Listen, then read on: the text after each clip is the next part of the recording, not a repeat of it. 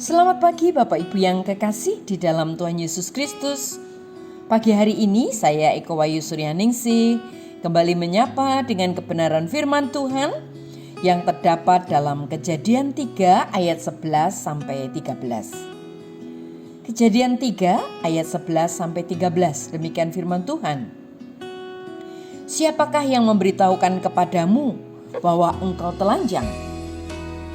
Apakah engkau makan dari buah pohon yang kularang engkau makan itu? Manusia itu menjawab, perempuan yang kau tempatkan di sisiku, dialah yang memberi dari buah pohon itu kepadaku. Maka ku makan. Kemudian berfirmanlah Tuhan Allah kepada perempuan itu, apakah yang telah kau perbuat ini? Jawab perempuan itu, ular itu yang memperdayakan aku, maka ku makan. Amin. Bapak, Ibu, dan saudaraku yang kekasih di dalam Tuhan, seorang anak lahir setelah 11 tahun pernikahan. Mereka adalah pasangan yang saling mencintai dan anak itu adalah buah hati mereka. Saat anak itu berumur 2 tahun, suatu pagi si ayah melihat sebotol obat yang terbuka. Dia terlambat untuk ke kantor.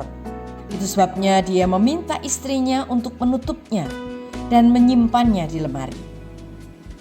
Istrinya karena kesibukannya di dapur sama sekali melupakan perintah atau apa yang dikatakan suaminya tersebut. Anak itu melihat botol dan dengan riang dia memainkannya. Karena tertarik dengan warna obat tersebut, lalu si anak memakannya semua. Obat tersebut adalah obat keras yang bahkan untuk orang dewasa pun hanya dalam dosis kecil saja.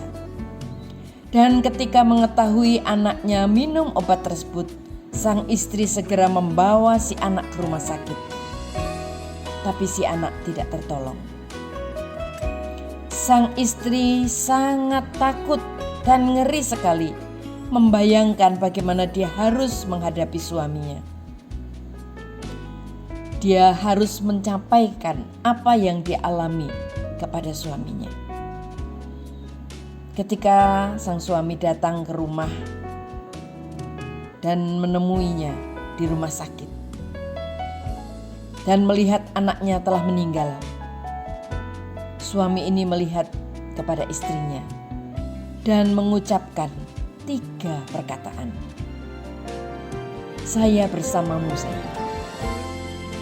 Reaksi sang suami yang tidak disangka-sangka adalah sikap proaktif. Si anak sudah meninggal, tidak bisa dihidupkan kembali. Tidak ada gunanya mencari-cari kesalahan pada sang istri. Lagi pula seandainya dia menyempatkan waktu untuk menutup dan menyimpan botol tersebut, maka hal itu tidak akan terjadi.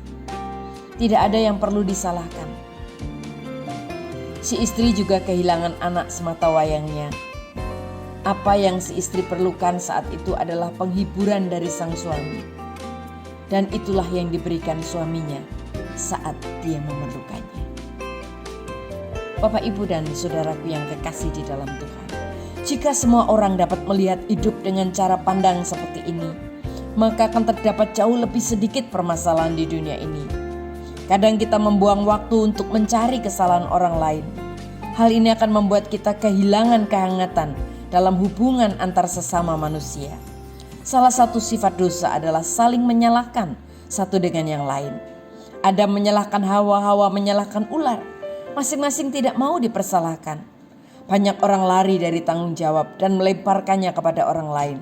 Tanpa kita sadari, banyak orang menderita karena kita mau cari selamat sendiri. Hari ini, kita diajak untuk mengatakan kebenaran tanpa harus mengorbankan atau mempersalahkan orang lain.